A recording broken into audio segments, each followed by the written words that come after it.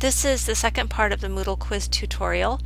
This part is going to deal with actually building the settings of the quiz and then importing the questions that we created in the first quiz tutorial into the quiz. So what you need to do is go to one of your blocks, drop down Add an Activity, and you're going to click Quiz. It's near the bottom. The title of this quiz needs to mean something, the name of it. So for me, I'm just going to say Technology in the Home Quiz or Test, something like that. When it comes to the introduction, this has to do with how you're going to allow them to take the quiz. For instance, I set a time limit on my quizzes, so I would include that. If I were to let them take it more than once, I would include that. So I'm going to put, you will be allowed to take this quiz one time and you have 30 minutes to finish it. I might want to make that a little bigger just so that I know that they see it. Okay, so that's all you would put there. If you're in a class, you wouldn't have to put any instruction there because you could tell them, but it's nice to have it there anyway. We're going to move down to timing. We are not going to open or close the quiz with these settings. We would use that. We would do that using the eye that you see on the main page. That allows you to open and close it, or if you put show or hide at the end settings, you can use that as well. But I did say I was going to have a 30-minute time limit, so I'm going to enable that by checking this box, and then I'm going to change that to 30.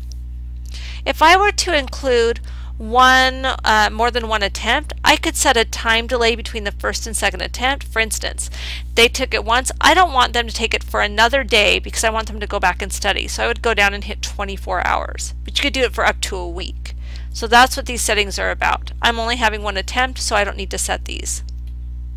Under questions per page, if you have a lengthy quiz, let's say your quiz is more than 20 questions, you would want to change this. You might have it say like 10 questions per page. The reason is if you had a lot of questions, let's say like 50, and they're scrolling down, it's taking them a long time, depending on which school district you're in, the Moodle server could time out. That means they'd get a 0 on everything. So you don't want to allow that to happen. So I'm going to put on mine 10. I think that's a good amount. I'm going to shuffle the questions. That means the questions aren't going to be answered in any order. They'll just be random. And then within the questions, that's the different answers will be shuffled as well. Now I'm not having an unlimited amount of attempts. That's how many times they get to take the test. I'm allowing them to take it one time. You might have them take it more than one. It's up to you. Each attempt builds on the last. If you were to click yes and they were taking it twice, they'd only have to answer the incorrect questions the second time. And adaptive mode has to do with students who have special needs. So if you have that on yes, one question would appear and they could keep answering that until they got it right, and then they'd go on to the next question. You could set penalties. There's a lot of micromanagement with that. I just do not use adaptive mode at all, so I changed that to no. My grading method is going to be the highest grade because there's only one attempt. But if you had more than one, you could do the average of the attempts, or the first attempt, or the last attempt, depending on how you want to do it. I'm not worrying about penalties because I'm not using the adaptive mode. Decimal digits means when they see the grade, it will go out to the second digit past the decimal. So it'd be like if they got 24.38 out of 25, so 2 places past the decimal. Alright, so now review options has to do with what the students see after the quiz. So immediately after the quiz, responses means they get to see what they responded, what they answered. Answers means correct answers. So if you had more than one attempt, you would not want to check these. You wouldn't want to wait till later after the quiz while it's still open. Feedback is any feedback you give them, and so forth. Like the scores is what their score was. You should always have that checked. Later while the quiz is open, that's if you want them to have to wait a little bit.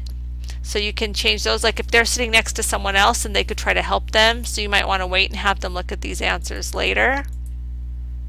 And then the end is after the quiz is closed. This only works if you set a close date, and we did not set a close date.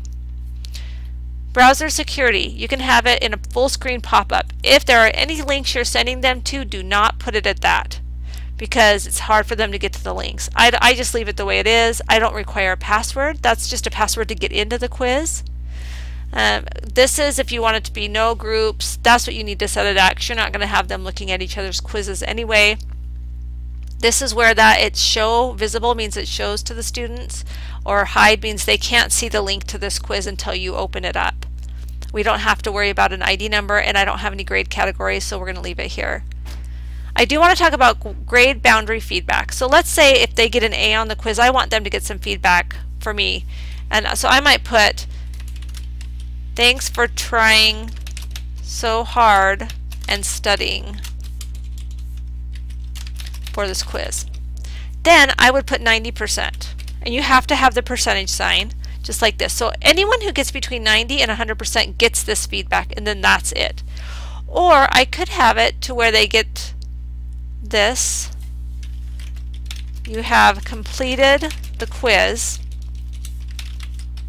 And if they, I'm going to have that be between 70 and 100%, they've completed it. Between 0 and 70%, I'm going to put, you must retake the quiz. So those are some different options with grade feedback.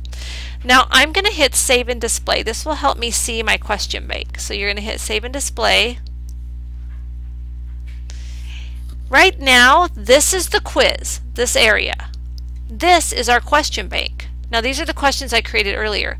I need to get those questions into the quiz. The way that you do this is you can hit Select All. It'll check mark all of your quiz questions. Then this little blue button says Add to Quiz. I'm going to click that. Now all of my questions are in here. My question grades total 10 points. But right now my quiz is worth 100 points. That means every single one of these is worth 10 points each. I want to change that. I'm going to make that 20. Each one is worth 2 points. And then I click Save Changes.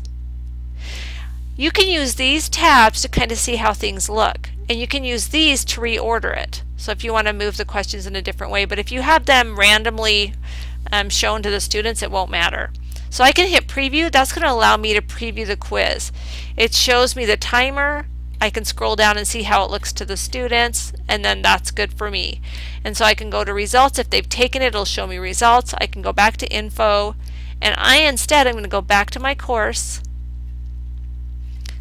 I'm going to scroll down, and that is where my quiz appears.